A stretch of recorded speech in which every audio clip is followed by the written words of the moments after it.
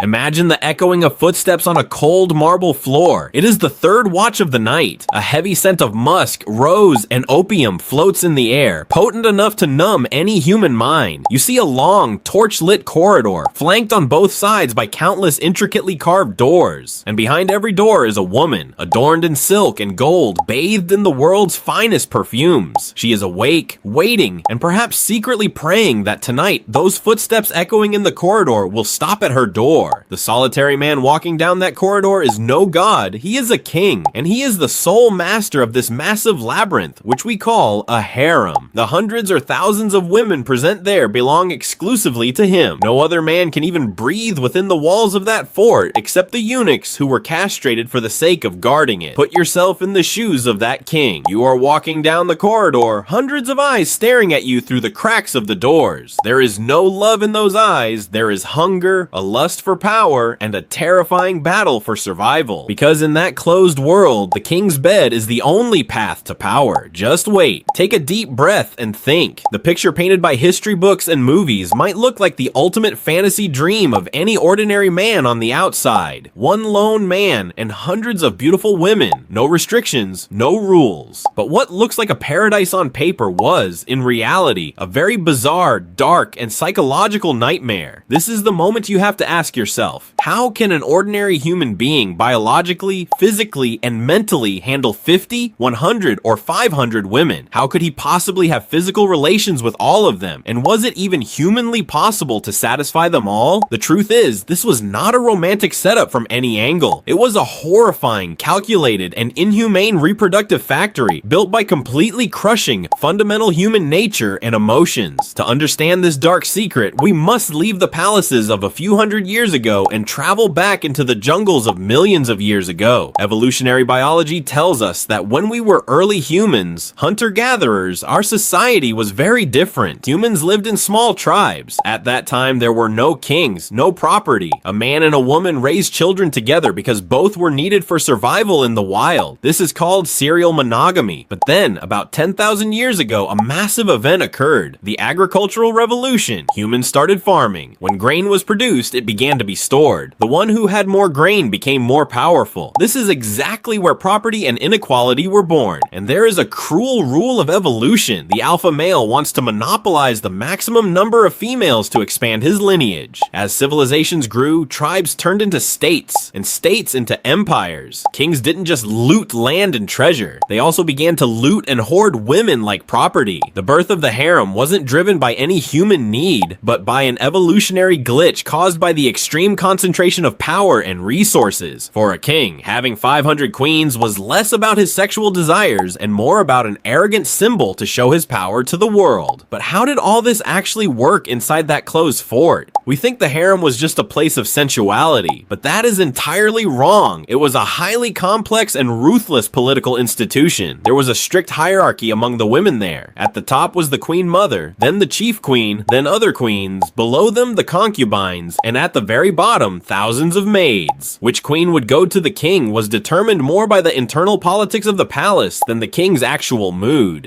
The chief queens often decided how the king's time would be divided. There were many queens whom the king touched only once in their entire lives, just to ensure they got pregnant, and if she gave birth to a son, her status would skyrocket overnight. Sweet poison, dark magic, and conspiracies were everyday occurrences inside the harem. One queen wouldn't hesitate to have another queen's child killed, because this was not a matter of love, but a brutal question of existential power. Now let's address the question that is asked the most: physical capacity.